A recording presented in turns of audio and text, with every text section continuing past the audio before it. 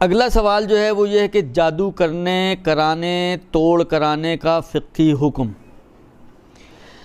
اس میں بھی میں آپ کی خدمت میں عرض کروں کہ جہاں تک دیکھیں آغا سیستانی کی منہاج الصالحین کو اگر آپ اٹھائیں تو اس میں انہوں نے دوسرے والیوم میں کچھ ایک مسئلہ بیان کیا ہے جس میں یہ جادو کی بات کی ہے۔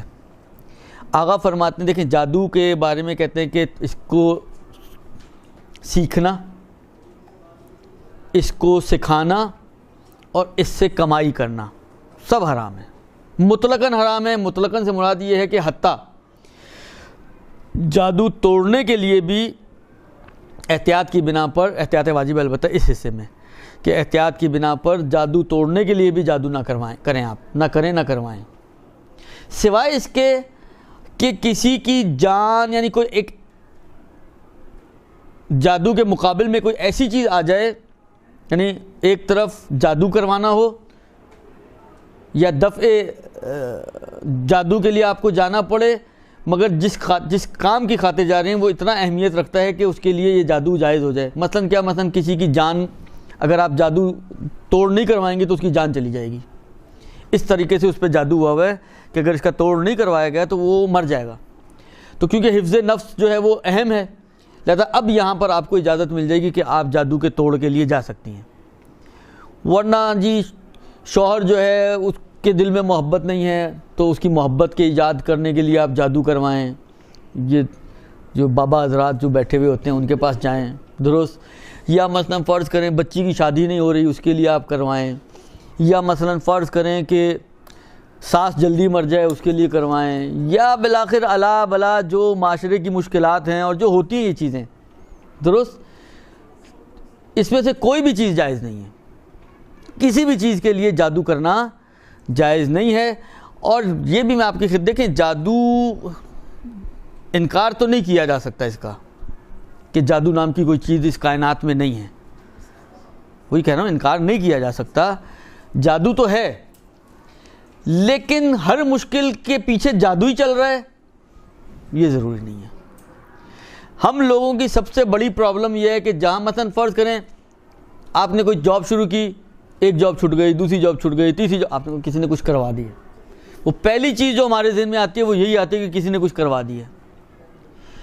آپ نے کاروبار شروع کیا، ایک کاروبار کیا، کچھ پیسے وہاں ڈبوئے، پھر دوسرا شروع کیا، کچھ وہاں ڈبوئے، تیسرا شروع کیا، ڈوبتے ڈوبتے زیرو پہ آ گئے، کسی نے کچھ کیا ہوا ہے۔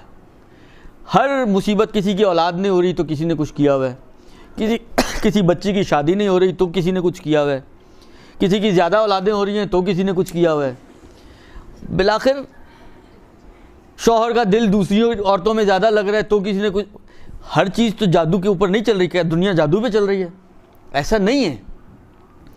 امیر المومنین علی ابن ابی طالب علیہ الصلوۃ والسلام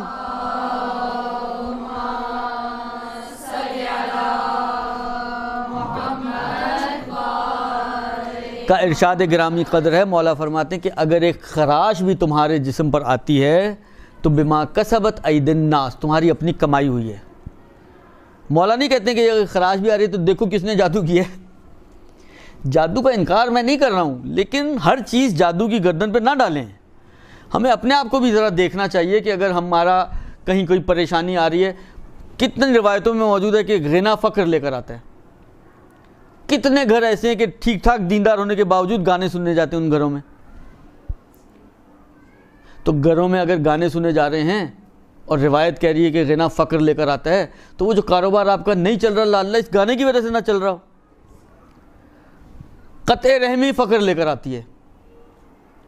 کتنے ہمارے معاشرے کے گھر ایسے ہیں کہ جہاں پر یہ قطع رحمی ایک بہت کامن سی چیز ہوتی جا رہی ہے۔ اولادوں نے والدین کو چھوڑا ہوا ہے، والدین نے اولادوں کو چھوڑا ہوا ہے، بہن بھائیوں کے آپس میں جھگڑے چل رہے ہیں اور ایک دوسرے کی شکلیں دیکھنے کے لیے روادار نہیں ہیں۔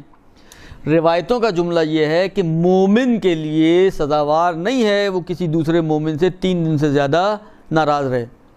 ایک عام مومن سے 3 دن سے زیادہ ناراض رہنا اس کے لیے سزاوار نہیں ہے۔ بہن بھائی جی مدتوں سے نہیں مل رہے ہیں تو اس کے کوئی اثرات نہیں ہوں گے،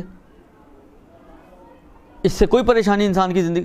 میں سمجھتا ہوں کہ جتنا میں نے تھوڑا بہت دیکھا ہوا ہے, سب سے زیادہ مشکلات لانے والی چیز یہ قطع رحمی ہے,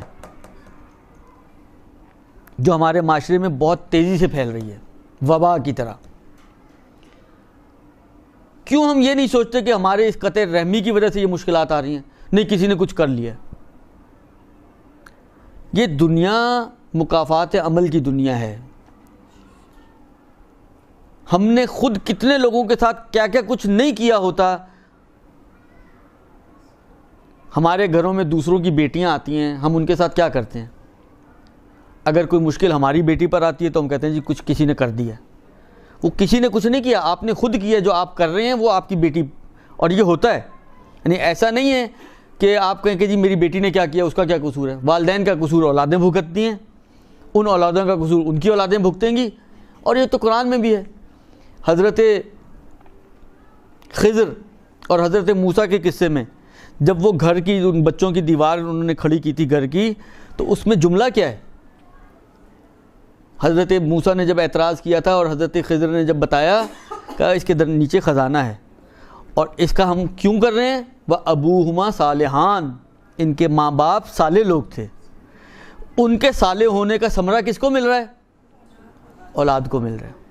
تو جب ان کے صالح ہونے کا ثمرہ اولاد کو مل رہا ہے تو ان کے نالائق ہونے کا نقصان بھی تو اولاد بھگتے گی یا نہیں بھگتے گی؟ ہوتا ہی ہے. ہم دوسروں کی بچیوں کو خوش نہیں رکھیں گے, ہماری بچیاں بھی ممکن ہے خوش نہ رہیں. یہ کیسے آپ تصور کر سکتے ہیں کہ آپ تو دوسرے کی اولاد کے اوپر ظلم کریں مگر آپ کی بچی شہزادی بن کے رہے؟ اگر آپ چاہتے ہیں آپ کی بچی شہزادی بن کے رہے تو اس کا طریقہ یہ ہے کہ جس کو گھر لے کر آئیں اس کو بھی شہزادی کی طرح رکھیں. جی یہ فارمولہ ہی آپ کا غلط ہے نا. اپنے کا تو ملتا ہی ملتا ہے, لیکن بعض چیزیں ایسی ہوتی ہیں وہ آگے بڑھتی ہیں, ان کے اثرات آگے جاتے ہیں, وہ صرف اپنے تک نہیں رہتی ہے. مثلا فرض کریں جس طرح یہ آج کل کی تو سائنس آپ کی یہ جینز کی جو بات کرتی ہے, درست, فرض کریں ماں یا باپ دونوں جو ہیں, مثلا آپ ڈاکٹر کے پاس جائیں, پہلا سوال یہ کرتا ہے مثلا ماں باپ کو تو شوگر نہیں تھی, کیوں پوچھتا ہے؟ اچھی تو تھی ہماری بلا سے, وہ ہمیں ہماری بات کرو نا یار, وہ جینز میں آپ کی آتی ہے. اسی طرح جس طریقے سے یہ بیماریاں آتی ہیں, اچھائیاں برائیاں, ان کے اثرات بھی ہماری جینز میں منتقل ہوتے ہیں ہماری اولادوں کی طرف. ماں باپ چھوٹے قد کے ہوتے ہیں, اکثر ان کی اولادیں چھوٹے قد کی ہوں گی.